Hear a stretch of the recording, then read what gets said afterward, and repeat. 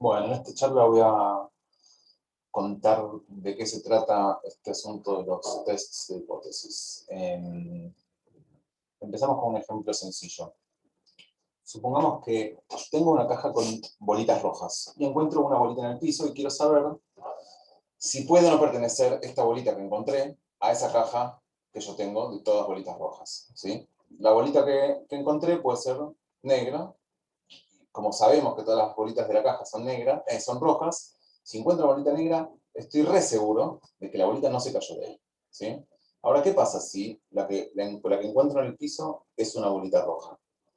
Si la que encuentro en el piso es una bolita roja, podría haber salido de ahí, pero ¿puedo estar seguro de que la bolita roja que encontré en el piso vino de esa caja? No puedo estar seguro, ¿sí? Puede ser que es roja, pero es más grande, o es roja, pero es más chica, o es roja, pero es de otro material, o es roja y del mismo material y del mismo todo, pero no viene de ahí. Puede pasar, ¿sí? Entonces, esto nos lo vamos a quedar y vamos a volver sobre esto. Para aclarar un poquito, para formalizar un poquito esto, lo que yo tengo que hacer cuando hago test de hipótesis es plantear una hipótesis nula.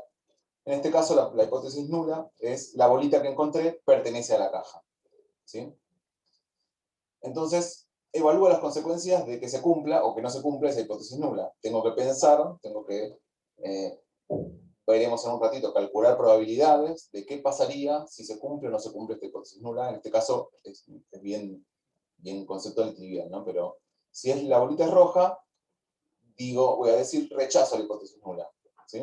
La hipótesis nula no es válida porque estoy muy seguro, ¿sí? En cambio, si la bolita que encontré en el piso es roja, no puedo rechazar la hipótesis nula.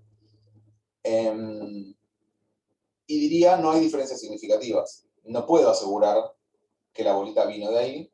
Lo único que puedo decir es que no difiere de las bolitas que hay en la bolsa, en la caja, ¿sí?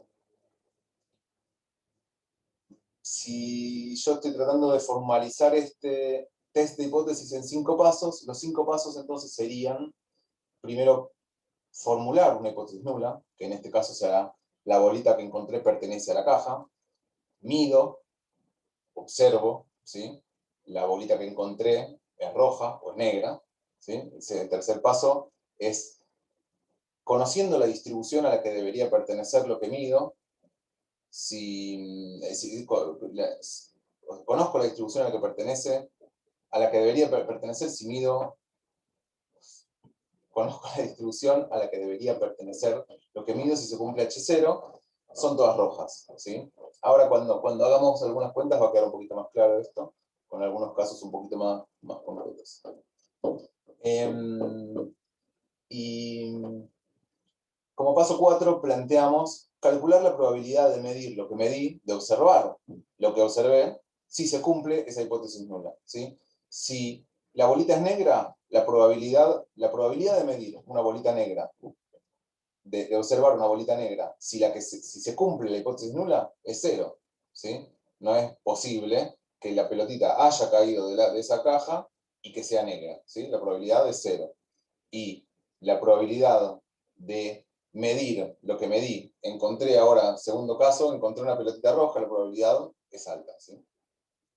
Finalmente, como paso 5 de estos 5 pasos, tengo que reportar el resultado, tengo que de alguna manera decir si hay o no hay diferencias significativas, y ahora con este caso trivial de rojo y negro es un poco trivial, pero me parece que sirve para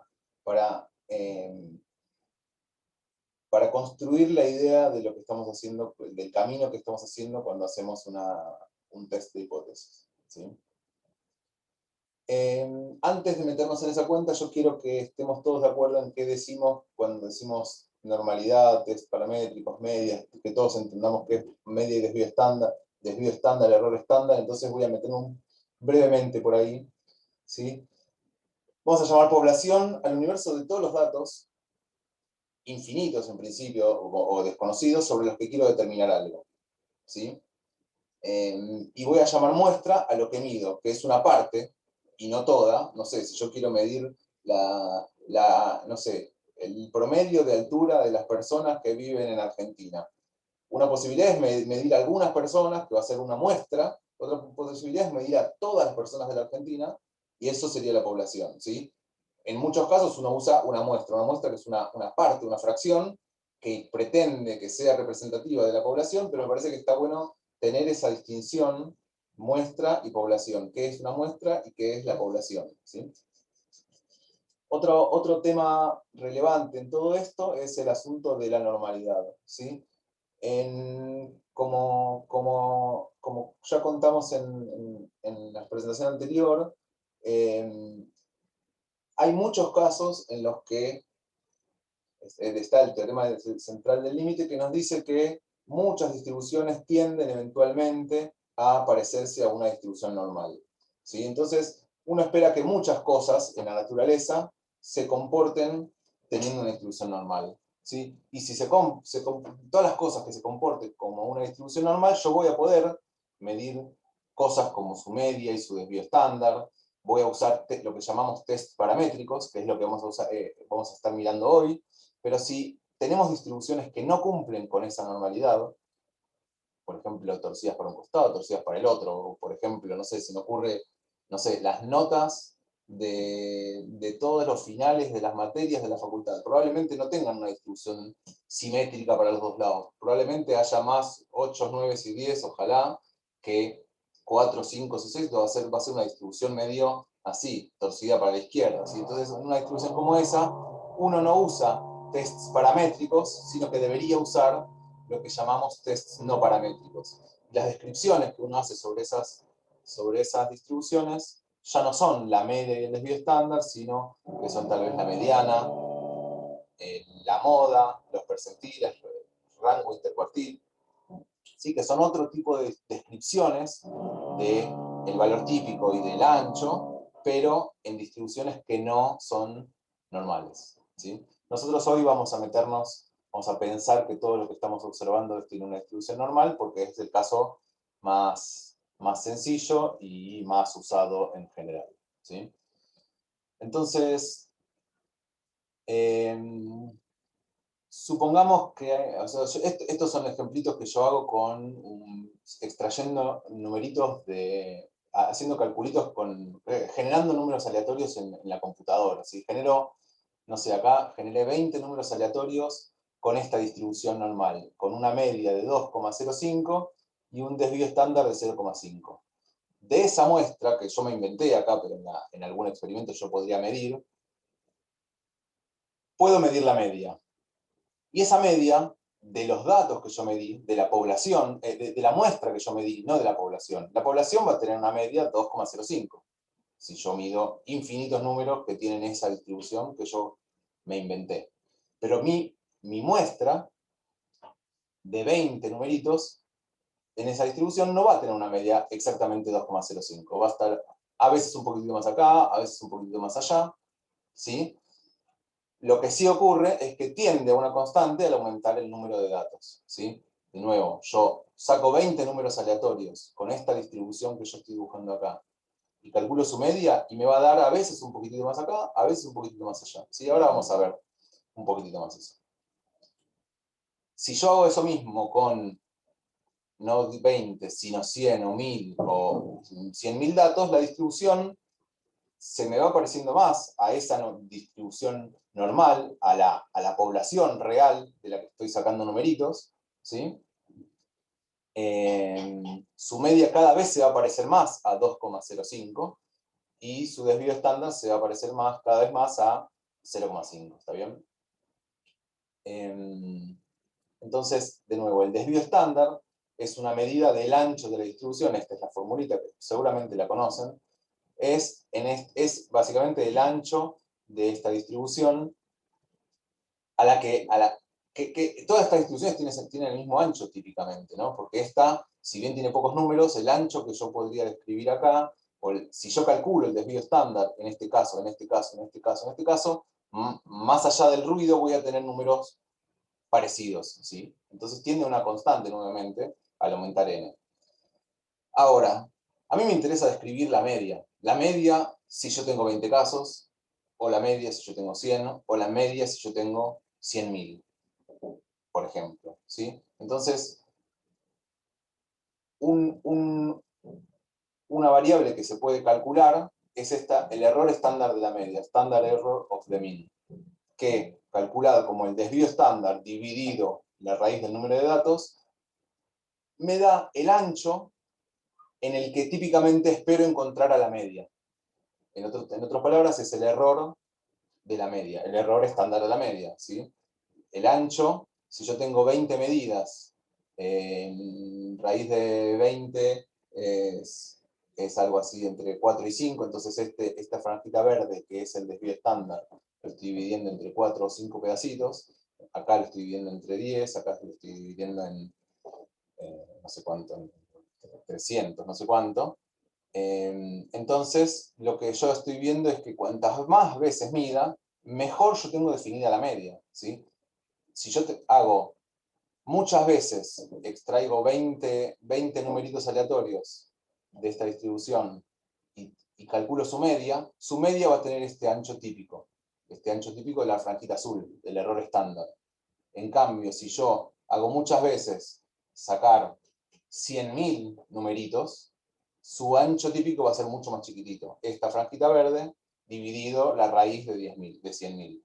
¿Está bien? Entonces ahí este error estándar se achica al aumentar n y cada vez la media tiene menos variabilidad, ¿sí? Cada vez puedo definir mejor, claramente, ¿sí? Si yo tengo solo esta información de estos 20 datos, ¿dónde está la media acá? No lo tengo tan bien definido. En cambio, si yo tengo un montón de datos acá, tengo mucho mejor definida la media, ¿sí? Eso es el concepto de qué es el desvío estándar y qué es el error estándar. Entonces ahora, si yo quiero, por ejemplo, tengo un experimento en el que yo quiero saber si esta distribución de numeritos que yo medí, de estos azules, pertenecen o no pertenecen, hay diferencias significativas con respecto a este valor rojo, ¿sí? Acá, obviamente, todos vamos a estar de acuerdo que sin hacer ninguna cuenta, hay diferencias significativas, ¿sí? Esta distribución no se toca con esto, el error estándar de esta media, bla, bla, bla, no se toca con esta línea roja, ¿sí? Entonces ese tipo de casos es un caso sencillo. Pero ¿qué pasa si yo ahora puedo cambiar la media, es decir, desplazar el valor de lo que yo estoy midiendo y se me acerca cada vez más al valor de referencia, o cambio el ancho de mi distribución y cada vez se me ensancha más y se me mezcla de nuevo con el valor de referencia, hay un punto en el que se me hace muy difícil. Esta voy a poder decir que son distintas, esta voy a poder decir que son distintas, pero en algún punto se me va a mezclar y tengo que encontrar una herramienta objetiva en la que nos pongamos todos de acuerdo cómo hacer para distinguir si esta línea pertenece o no pertenece a esta distribución, y ahí es donde entran los test de hipótesis, ¿sí? Ahora, entonces, vamos a ir a un caso un poquito más formalmente, hablando de un caso general. Entonces, de nuevo, en estos 5 pasos voy a primero enunciar una hipótesis nula y además una hipótesis alternativa. Ahora lo vamos a ver. Segundo paso, tomo una muestra aleatoria, es decir, mido, ¿sí? Tercer punto, calculo un estadístico basado en la muestra. Ahora vamos a ver qué es un estadístico, que va a depender del test que estemos tomando.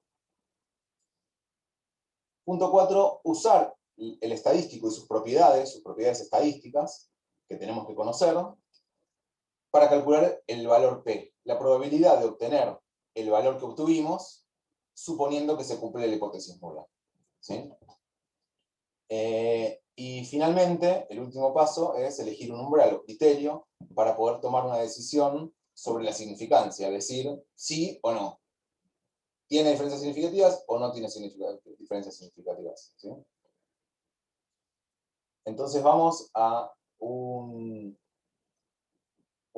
experimento, vamos a un ejemplo de nuevo, ¿no? Son datos inventados por mí, pero nos sirven para mostrar un ejemplo un poco más concreto. Entonces supongamos que yo medí todos estos puntos, estos son 100 valores de una distribución, y tienen valor medio, la línea roja punteada esta, y yo quiero saber si la media de esta distribución se corresponde o no se corresponde con la línea roja, valor de referencia, que me dijeron. De alguna manera me dijeron el valor, si yo mido en tales condiciones, tengo el valor rojo, y entonces ahora yo quiero evaluar si lo que yo medí se corresponde o no con ese valor de referencia, ¿sí?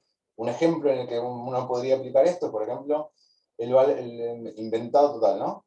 El voltaje medido con una luz, con la luz apagada es de 1,9, ponele volts, y al prender la luz obtengo estos valores experimentales. ¿Qué sé yo? Este 1,9 lo puedo haber medido 1.000.000 de veces, entonces lo tengo súper bien definido, entonces solamente tengo que comparar con un valor, el 1,9. ¿Sí? O el tiempo de respuesta de algo en ratas normales es 1,9, ponele segundos.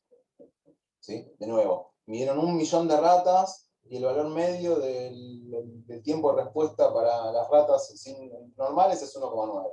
Entonces ahora yo mido esta otra muestra, a la que por ejemplo le di una droga, ¿sí? O en el otro caso prendí la luz, ¿sí? Cambié alguna condición, y yo quiero saber si esta nueva distribución se corresponde o no se corresponde. Puedo afirmar que hay diferencias entre lo que medí y el valor de referencia. Si este va a ser nuestro objetivo en este caso. Si quiero saber, por ejemplo, si la luz afecta al voltaje o si la droga afecta al tiempo de respuesta. Y en definitiva lo que yo quiero es comparar este valor medio, que es 2,049, con el valor de referencia 1,9. ¿Sí? Y esta diferencia viene de azar, o puede venir de azar, o viene de que el experimento me dio distinto. ¿Sí? Entonces, ahora en esos términos sí podemos enunciar una hipótesis nula, que la vamos a llamar H0, y una hipótesis alternativa H1. Planteamos la hipótesis nula: la droga no afecta al tiempo de reacción de las ratas, o la luz no produce un cambio en el voltaje medido. ¿Sí? Asumir esto, asumir que esto vale, implica suponer que el valor medio que medimos viene de una distribución normal, con media 1,9 y desvío estándar 0,5, y la diferencia, lo que medí respecto de lo que el valor de referencia, es debido puramente al azar. ¿Sí? ¿Es probable? Es poco probable que obtenga, obviamente es poco probable que obtenga exactamente 1,9 en cualquier caso, ¿no? Pero ¿es probable o es poco probable? ¿Cuán probable es que obtenga esta diferencia? 0,15, 0,15, puramente debido al azar. ¿Sí? Entonces, ahí ahora vamos a ver un poquito que se me abren distintas hipótesis alternativas. Yo puedo poner como hipótesis alternativa H1, que la droga aumenta el tiempo de reacción de las ratas, o que la luz aumenta el voltaje medido, pero también podría importarme si modifica o si disminuye, ¿sí? Y los tests son sutilmente diferentes. ¿Sí? Esto es que cuál hipótesis nula y cuál hipótesis alternativa uno propone, no depende de la estadística, sino depende de la física de lo que uno conoce del experimento. ¿Sí? Si uno sabe que uno tiene que saber otras cosas, además de la estadística que está ocurriendo acá, para poder decir cuál hipótesis nula y cuál hipótesis alternativa son adecuadas. ¿Está bien? Entonces, por ahora dejémoslo esto abierto y veremos más adelante. ¿Sí? Entonces, el primer paso era proponer una hipótesis nula y una hipótesis alternativa. El punto 2 era tomar una muestra aleatoria, es decir, medir. Entonces, ahora medimos estos 100 puntos, describo estos datos que yo tengo, la media me da 2,049 y el valor de referencia 1,9. ¿Sí? El desvío estándar 0,5 y el error estándar es el desvío estándar dividido raíz de 100, es decir, dividido 10, entonces me da 0,05. ¿Está bien? El tercer punto es calcular un estadístico basado en la muestra. ¿Sí? El caso, uno puede pensar que quedarme con el estadístico es simplemente la diferencia entre la media que medí y el valor de referencia. Eso es mejor que eso, es dividir por el error estándar. Ya lo vamos a ver con un poquito más de detalle. Entonces voy a elegir como estadístico este Z, que es esta diferencia, 0,149, dividido el error estándar, dividido sigma sobre raíz de n, ¿sí? Entonces me da 2,049 menos 1,9 dividido 0,5, me da algo así como 2,98, ¿sí? Entonces este z que me está dando 2,98 es un estadístico que tiene ciertas propiedades estadísticas, tiene ciertas...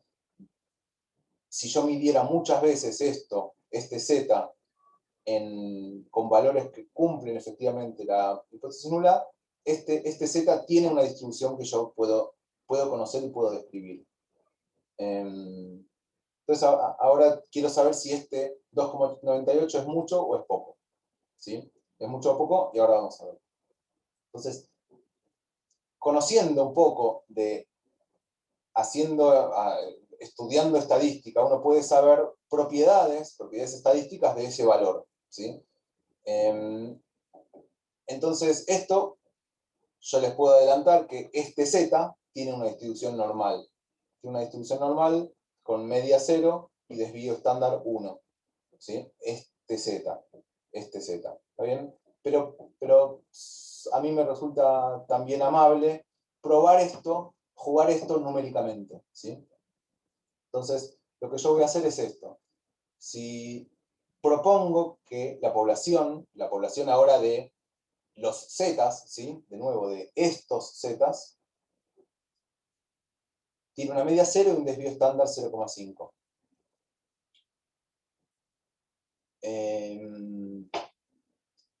Entonces armo una muestra aleatoria, ¿sí? Yo esto lo corrí en MATLAB, pero se puede correr en cualquier lenguaje que se les ocurra. Entonces yo lo que estoy haciendo es random, me genera 100 números con una distribución normal de media 0 y desvío estándar 1, y cuando lo multiplico por SD me da una distribución. Entonces ahora prueba, esta variable prueba, son 100 numeritos que tienen una distribución normal con media 0 y desvío estándar 0,5. Yo ahora tomo la media, tomo el desvío, tomo el error estándar y calculo este z, ¿sí? Fíjense que la media no me da 0, a pesar de que la distribución original de la que yo estoy sacando tiene que tener media 0, ¿no? De nuevo, la población, la muestra. Si mi muestra son 100 numeritos, la población son infinitos que tienen media 0. ¿Está bien? Entonces, la media me da esto. Y la media dividido el error estándar me da 1,6. Me da más chiquito que el 2,89, el 2,98 que me daba antes, pero es uno solo, ¿sí? Entonces lo que tengo que hacer es hacerlo 800.000 veces. Entonces hago exactamente eso. Ahora lo hago no una, sino 100.000 veces, y hago un histograma con esos valores que me están dando, ¿sí? Hago un histograma con 100.000 veces este numerito que está acá. ¿Está bien? Suponiendo que se cumplen esas propiedades estadísticas que yo estoy suponiendo. Y esta distribución ahora es la distribución de los zetas, ¿sí? De los zetas si se cumpliera la hipótesis nula. De nuevo, esta es la distribución de los zetas si se cumpliera la hipótesis nula, y lo que yo medí me cae por acá, 2,98. Entonces, lo que me falta acá es calcular cuál es la probabilidad de obtener este valor si se cumple la hipótesis nula. ¿Qué probabilidad yo tengo de calcular, de obtener este valor si mi numerito efectivamente viniera de una distribución normal con media 0? ¿Sí? Obviamente la probabilidad de obtener exactamente ese valor que yo obtuve de 2,98 no tiene sentido, ¿sí? Cuando yo tengo una distribución continua no tiene sentido. Entonces lo que se hace es calcular la probabilidad de obtener un valor tanto así o mayor, ¿sí? Calcular la probabilidad de que esto me dé mayor que 2,98, es decir, básicamente la proporción de área que hay pintada acá abajo en esta puntita roja, ¿sí? Y haciéndolo numéricamente como lo estoy haciendo, me está dando 0,014, ¿sí? O sea, un 1% sería acá, 0,1%, ¿sí? De probabilidad.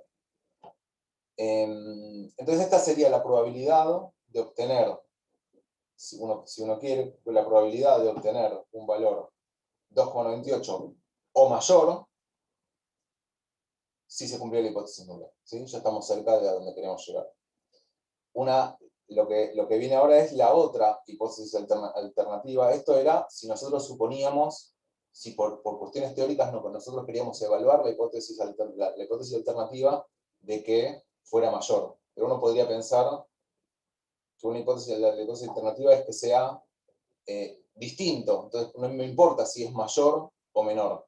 ¿Sí? Entonces ahí es lo que se llama test de una cola o test de dos colas. Entonces esto es básicamente, en este caso de juguete numérico en el que yo estoy metiéndome, sería la suma del área que hay acá atrás más el área que hay acá atrás. Entonces esto va a ser 0,028. ¿Sí? Como en este caso es una distribución normal, es decir, simétrica, simplemente esto va a ser 2 veces esto, ¿no? Y de nuevo, volvemos, ¿no? Vamos a usar una cola o dos colas, depende de la hipótesis alternativa, y depende si queremos evaluar, si queremos probar que aumenta, lo que está pasando es aumentar, o lo que está pasando es que cambia para alguno de los dos lados si no tenemos idea de para qué lado, si hace algún efecto. Entonces ahora metámonos un poquito más en qué es ese P, qué es ese P valor que estamos reportando. Es la probabilidad de obtener un valor tan extremo como el medido, asumiendo que vale la hipótesis nula. Y en otras palabras, P es la probabilidad de equivocarnos al rechazar la hipótesis nula y aceptar la hipótesis alternativa teniendo en cuenta lo medido.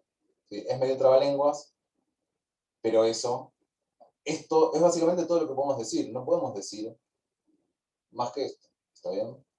P es la probabilidad de equivocarnos al rechazar la hipótesis nula. Y de nuevo, ¿no? Acá abajo, o sea, si yo quiero encontrar diferencias significativas, si yo quiero estoy haciendo un experimento para obtener un valor y ver si es distinto de la distribución de la población, etc., yo quiero encontrar diferencias significativas, entonces un valor bajo es un valor de área que está en este extremo bajita, entonces la probabilidad baja es buena, ¿sí? Pero bajo necesitamos un criterio para decidir cuán bajo comparado con qué. Y entonces este es el quinto y último punto de un test de hipótesis, que es elegir un umbral o criterio para tomar una decisión sobre la significancia. Y ese criterio, umbral de significancia, es arbitrario. Si es arbitrario, nos tenemos que poner todos de acuerdo. Hace muchos años la comunidad científica está de acuerdo en que ese valor de significancia es 0,05 y corresponde a un 5%, o 1 en 20, o en otras palabras, si hiciera el mismo experimento 100 veces, toleraría equivocarme en 5 por puro azar. ¿Sí? Porque estoy diciendo que podría pasar que, o sea, puedo tener falsos positivos, puedo tener falsos negativos. ¿Sí? Podría pasar que por puro azar, sacando numeritos aleatorios de una bolsa, a veces caigo del otro lado de 0,05 y me da significativo. No significa que, ¿sí? Eso. Este umbral es arbitrario. Entonces, si volvemos a nuestro experimento en el que medimos que 2,49 queremos compararlo con 1,9, como 0,0014 es menor que 0,05, entonces podemos afirmar que 2,09 es significativamente mayor a 2,9, si miramos la primera hipótesis nula, y como 0,028 es menor que 0,05, podemos también afirmar que 2,09, la media de la distribución que yo medí de datos, es significativamente distinto para los dos lados de 1,9 del valor de referencia que estaba tomando. ¿Sí? En conclusión, aceptaríamos ambas hipótesis nulas. La droga aumenta y también modifica, por las dos hipótesis nulas, el tiempo de reacción de las ratas, o la luz aumenta y también modifica el voltaje medido. ¿Está bien? Y eso, hasta ahí llegaríamos. ¿Sí? Lo que yo quiero contarles ahora son un par de... ese que yo les acabo de contar se llama, así como este se llama t-test, ese se llama z-test, porque está basado en el z-score, ¿sí? La distribución de ese valor z. El test de student o t-test es mucho más conocido y mucho más popular y se usa más habitualmente. Es muy parecida a lo que hicimos, es sutilmente distinto en que la hipótesis nula es que los datos vienen de una distribución con medida cero y desvío desconocido, ¿sí? Todas las cuentas que yo hice ahí, solo por simplicidad, está medio oculto por algún lado, está no explícito por algún lado, pero yo estaba asumiendo en aquella explicación que el desvío que tenía la población que yo estaba midiendo, yo lo conocía, ¿sí? Y eso hace que el Z tenga una distribución de tipo normal, tipo gaussiano. En cambio, si esta hipótesis es un poquito distinta y el desvío es desconocido, entonces, básicamente el mismo estadístico, la media menos el valor de referencia dividido el desvío estándar, pero ahora con la sigma medida en lugar de con el sigma teórico de antes, ahora este tiene una distribución T de student, que es otra distribución que no es normal, ¿sí? De nuevo, en algún límite la distribución T de student se parece a la distribución normal, como pasa con la Poisson y como pasa con un montón de cosas, pero formalmente es un poquito distinto, ¿sí? Entonces lo que tendríamos que hacer ahora es estudiar qué propiedades estadísticas tienen este t-stat, que tiene esta distribución, otra distribución. Esta es la distribución de student, es una distribución como la Poisson, o como la gaussiana, como la binomial, en realidad no la binomial porque es continua, sobre valores continuos, pero se entiende, ¿no? Entonces, si yo, con esos mismos datos que tenía antes, ahora, en lugar de hacer un z-test, como estaba haciendo yo, le digo a MATLAB, decime data menos 1,9, haceme un t-test y le pido que me devuelva todo esto. En Python hay seguramente paquetes que hacen exactamente lo mismo, ¿sí? Lo primero que me devuelve es h igual a 0 o 1. Este 0 o 1 es o 0 o 1. O el P que me reporta es mayor que 0,05 o es menor que 0,05. ¿Sí? Y entonces H0 o H1 me dice acepto o rechazo la hipótesis nula, hay o no hay diferencias significativas. ¿Sí? Es una variable dicotómica. Después me va a devolver el p-valor, la probabilidad de obtener un valor así de extremo, así o más, ¿no? Ese área. Y esta es el intervalo de confianza. El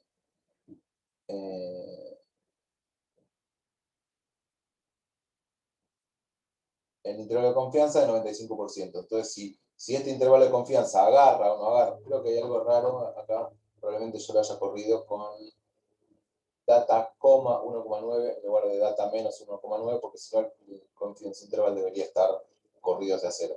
Pero es una sutileza.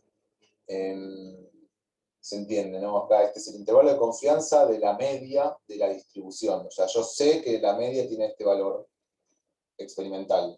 Le asigno un intervalo de confianza y quiero saber si ese intervalo de confianza toca o no toca el valor de referencia. Si lo toca, no tengo diferencias significativas. Si no lo toca, tengo diferencias significativas. ¿Sí? En este caso, no lo estoy tocando. Y me reporta algunas cosas más, como por ejemplo el t-stat, el estadístico. ¿Sí? Otro ejemplo de un test de hipótesis es el test de Kolmogorov-Smirnov.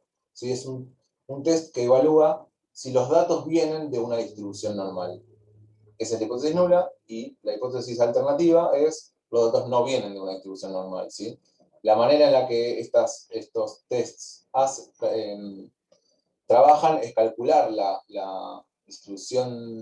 función de distribución acumulada y compara la experimental con la teórica, si la empírica con la teórica, y se fijan si esas diferencias son suficientemente chiquititas, ¿sí? Calcula la probabilidad de obtener una distribución que tenga estas diferencias entre la empírica y la normal, suponiendo que se cumple ahora la hipótesis nula, que es que la distribución es normal.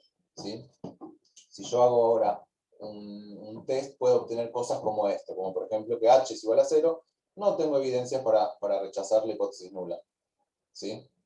Fíjense que acá es un poquito distinto, porque si yo quiero ahora, tengo una serie de datos y quiero ver si son o no son una distribución normal, y el H me da 0, lo que me está diciendo es que no tengo evidencia para afirmar que es distinta. Si yo no puedo, el test no me va a decir mi distribución es una distribución normal. Mi test me va a decir no tengo evidencia suficiente para decir que no es una distribución normal.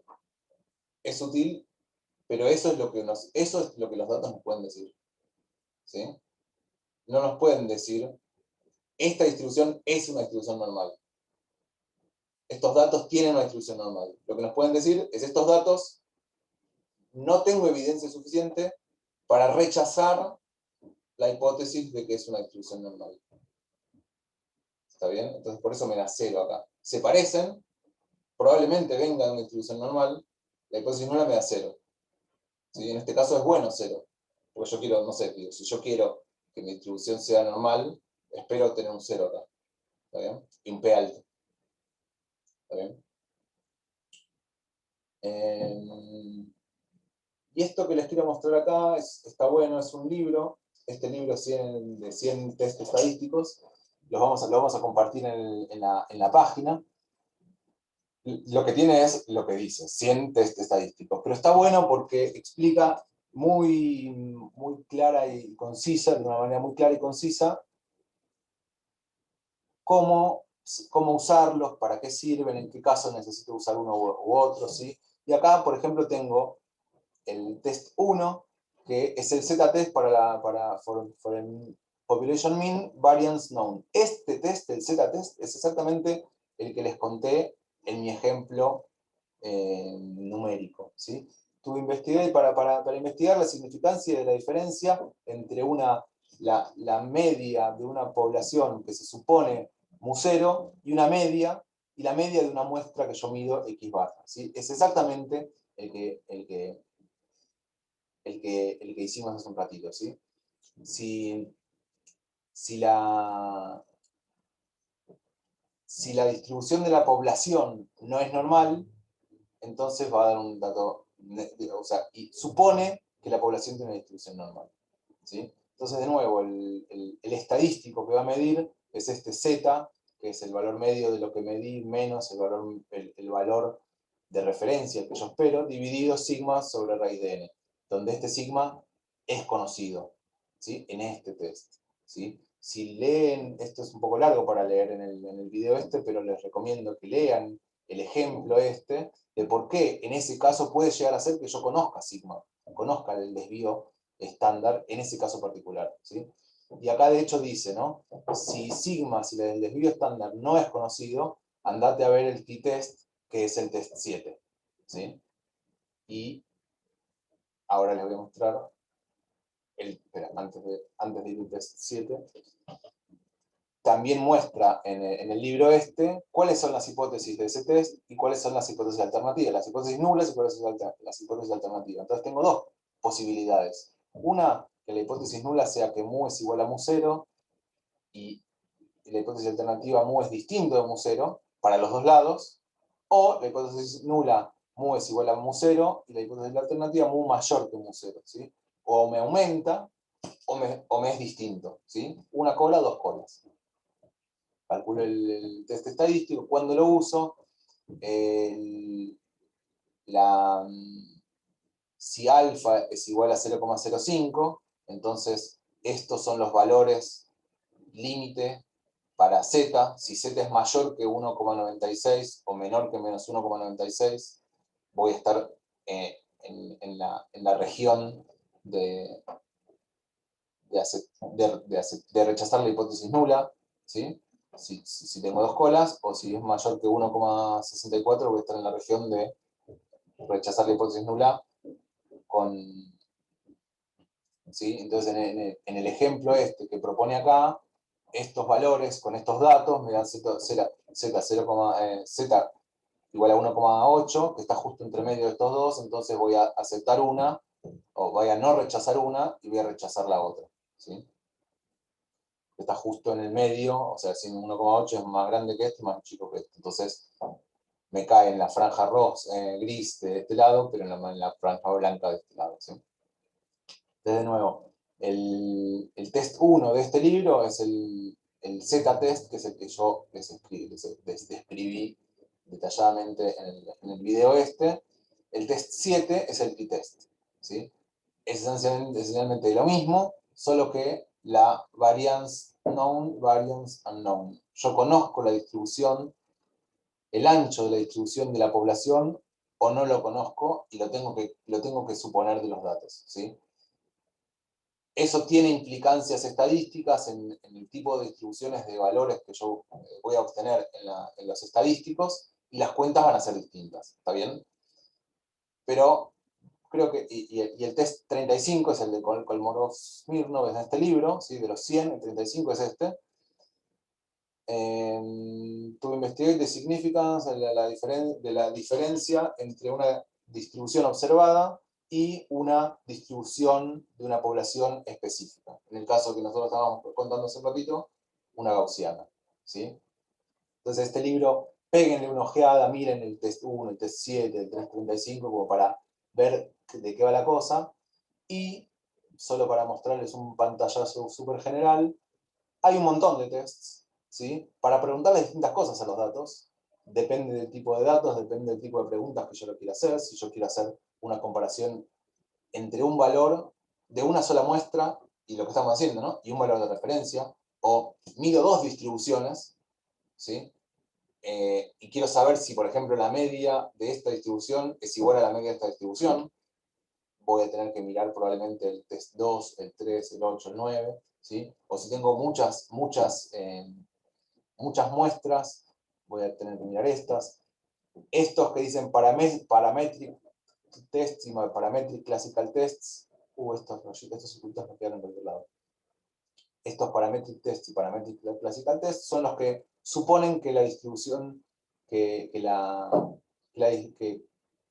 todas las cosas tienen distribución normal. Y este distribution free tests no suponen que son tests probablemente en algunos casos parecidos, que tratan de medir las mismas cosas, pero no suponen que las distribuciones son normales. ¿Sí? Y estos circulitos rojos que me quedaron acá pretendían quedar alrededor del 1 y el 7 y del 35 para mostrar que esos son los tests que yo les acabo de mostrar. ¿Está bien? Sí. Entonces, dependiendo de qué tipo de pregunta uno quiere hacerle a los datos, va a estar mirando los distintos tests, dependiendo de si es una pregunta sobre una sola muestra o dos muestras, ¿sí? Etcétera. ¿Sí? Esto lo vamos a subir, el libro este va a estar subido en la página, junto con el video y junto con la presentación esta. Así que con eso terminamos. Cualquier cosa, cualquier duda, la seguimos en la clase.